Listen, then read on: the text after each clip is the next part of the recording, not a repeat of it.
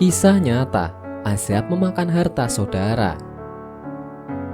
Tidak semua orang percaya dengan istilah azab, sampai orang itu mengalaminya sendiri.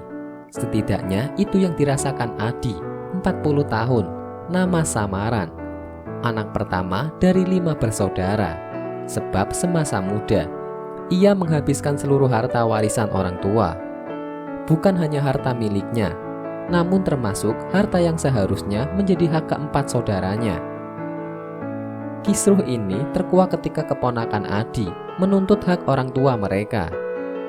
Anak dari adik-adik Adi mendaftarkan gugatan hak waris melawan Adi di pengadilan agama. Menyikapi hal ini, Adi tentu tertunduk malu dan sangat menyesal, sebab perbuatan rakusnya ini membuat Adi hidup sendiri.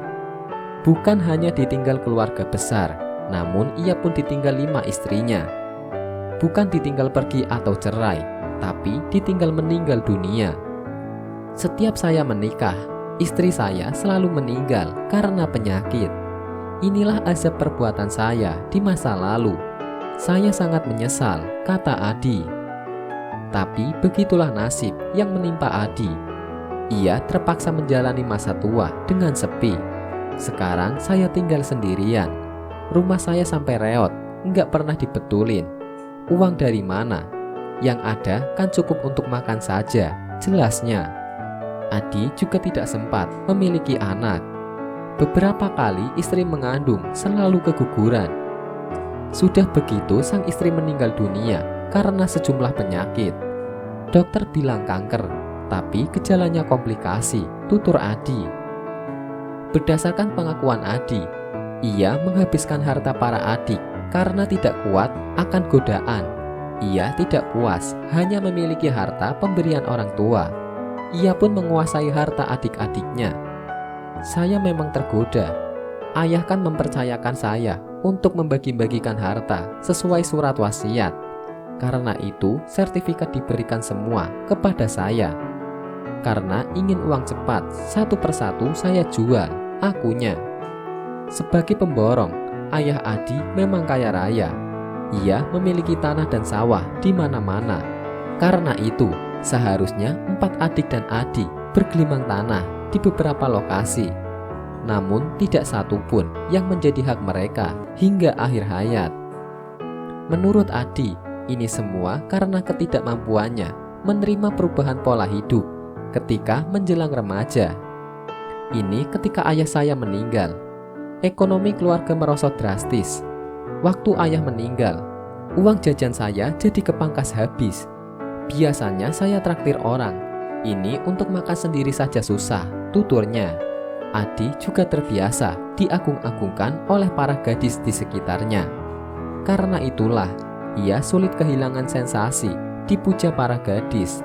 Saya malu, jadinya tidak terima kalau saat itu keluarga kami jatuh miskin, tuturnya. Hal ini jadi keterusan. Adi menjual tanah untuk mengoyok oknum pejabat agar dirinya diterima jadi PNS. Adi pun menjual harta bukan miliknya ketika hendak menikah dengan istri pertama. Namun seperti yang diceritakan di awal, Adi ditinggal meninggal istri pertama. Begitu pula istri kedua hingga keempat. Waktu mereka sakit, saya jual lagi tanah-tanah milik mereka untuk biaya pengobatan, tuturnya. Selain karena biaya obat, para istri yang dinikahi Adi relatif banyak menuntut ini dan itu, alias materialistis. Gara-gara hal tersebut, Adi juga banyak menjual tanah yang seharusnya menjadi hak keempat adiknya. Sekarang, kata Adi, tanah-tanah warisan orang tua tinggal beberapa petak sawah. Rencananya tanah-tanah itu akan ia serahkan kepada para keponakan yang saat ini tengah memperkarakannya. Sudah saatnya saya memberikan hak adik-adik saya, walaupun terlambat.